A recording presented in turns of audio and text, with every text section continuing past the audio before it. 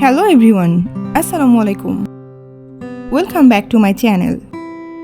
আজকের ক্লাসে শিখব 100টি ডেইলি ইউজ ইংলিশ সেন্টেন্সেস যেগুলি আপনি সব জায়গায় ব্যবহার করতে পারবেন, যেগুলি শিখতে পারলে আপনি খুব দ্রুত ইংরেজি শিখতে পারবেন। এগুলো আপনার স্পোকেন ইংলিশকে আরও অ্যাডভান্স লেভেলে নিয়ে যেতে সাহায্য করবে।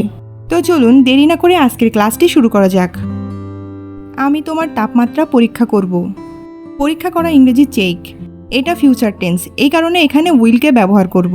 তাহলে এটার ইংরেজি হবে I will check your temperature. I will check your temperature. আমি আমার পরীক্ষার ফলাফল কখন পেতে পারি? When can I get my test results. When can I get my test results. এখানে ক্লাসের পরীক্ষার ফলাফল বা কোনো রোগ হলে তার পরীক্ষার ফলাফল অর্থে টেস্টকে ব্যবহার করা হলো। তুমি কি আমাকে পরে কল করতে পারবে? কোনো কিছু পারা অর্থে ক্যানকে ব্যবহার করা হয়, তাই বাক্যটি হবে can you call me back later. Can you call me back later. আরও একটা উদাহরণ দেখা যাক। তুমি কি ইংরেজি বলতে পারো? Do you speak English. Do you speak English. এখানে পারা অর্থে ডুকে ব্যবহার করলাম। এটা ভুল নয়, তবে আপনি ক্যান দিয়েও বাক্যটির ইংরেজি করতে পারেন। যেমন can you speak English. Can you speak English. চলুন পরের বাক্যটি শিখে নেওয়া যাক। খাওয়া অর্থে ইটকে ব্যবহার না করে হ্যাভকে ব্যবহার করা যায় এবং এটি অনেক স্মার্ট ইংলিশ। যেমন আমি রাতের খাবার খেতে যাচ্ছি। I am going to it dinner. এটা না বলে বলুন I am going to have dinner. I am going to have dinner. এখানে আমরা ইটের পরিবর্তে হ্যাভকে ব্যবহার করলাম। চলুন আরও একটা উদাহরণ দেখা যাক। চা খাও, হ্যাভ ইউর টি বা টেক ইউর টি। চা খাওয়া অর্থে টেককেও ব্যবহার করতে পারি। আবার যদি বলি তুমি কি তোমার ওষুধ খেয়েছিলে, সেক্ষেত্রে ইংরেজি হবে did you take your medicine. Did you take your medicine. এখানে ওষুধ খাওয়া অর্থে টেককে ব্যবহার করলাম। এখনও দুপুর হয়নি। এখনও ইংরেজি ইয়েট। তাহলে বাক্যটি হবে ইটস নট নুন ইয়েট। ইটস নট নুন ইয়েট। আমাকে বিরক্ত করবে না। বিরক্ত করা ইংরেজি বোদার বা ডিস্টার্ব।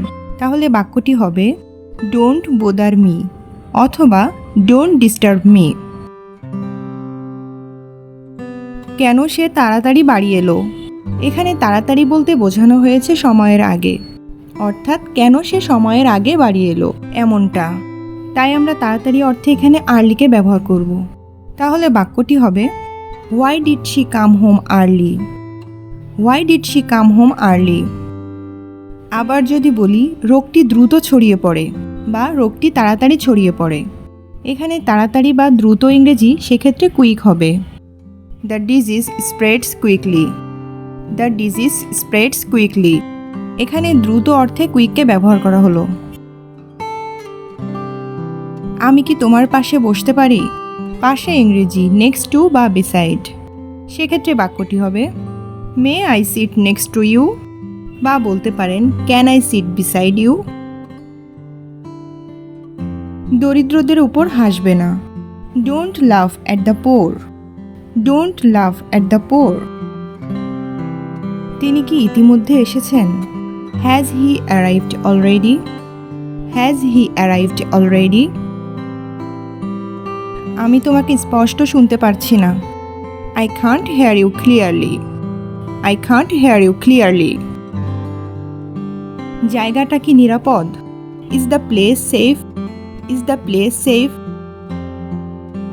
তোমার অভিযোগে আমি ক্লান্ত। I am tired of your complaints. I am tired of your complaints. Thanks for watching and like this video. Please subscribe my channel for more videos.